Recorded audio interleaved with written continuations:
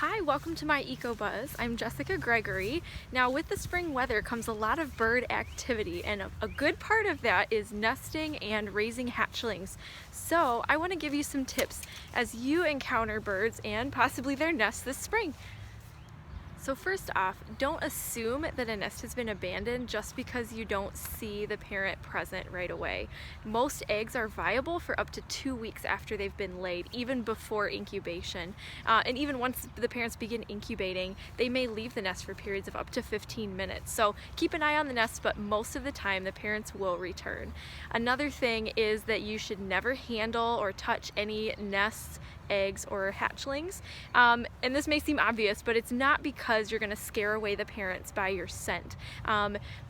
Birds don't have a strong sense of smell, and they are not necessarily going to abandon their babies just because you've handled them. But you may not realize that in the US, migratory birds are actually protected under the Migratory Bird Treaty Act. And a lot of times state and local governments will have ordinances protecting other species of birds as well. So for all intents and purposes, you should assume that handling any active nest is illegal. Now, if you do have to approach a nest or you find one and you want to take a look at it, do so in a way that's cautious and wait until the parent leaves on its own. And then you don't want to hang around for a long period of time. It makes the parents uneasy. If there are hatchlings in the nest, it may put them at risk because the parent won't return as quickly. And then also, if you use the same trail back and forth to the nest, you may be tipping off predators as to the whereabouts of that nest. So just be aware of that as you are walking around this spring. Finally, a lot of us try to help nesting birds by providing materials that they can use to actually build their nests. And while this is a great idea in theory, a lot of times the good efforts go awry because unfortunately people provide materials that are really harmful to the birds without knowing it. Some examples of this would be dryer lint, which is full of residual chemicals from laundry detergents and other things. Synthetic cotton also has chemicals from the manufacturing process.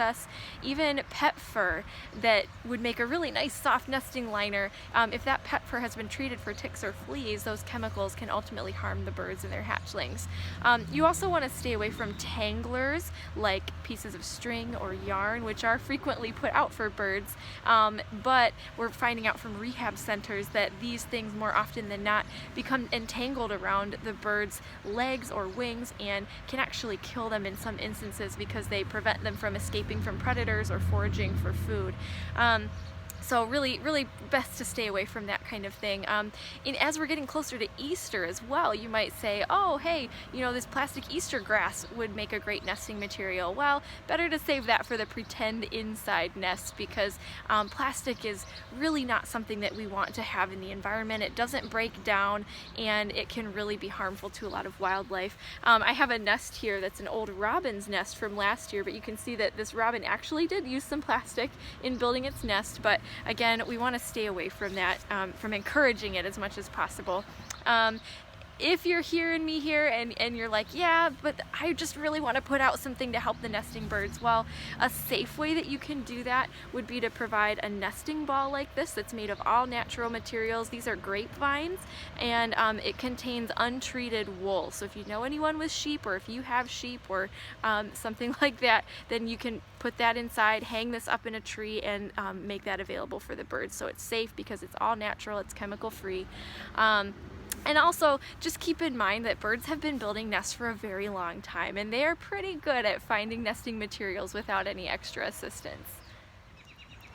So to sum up, it is okay to investigate birds and even their nests during the spring, but just do so in a way that's cautious and respectful to the birds and also protective to them during this critical time of year. Thanks so much for watching. I'd love to hear your stories of your encounters with birds this spring. Happy naturing!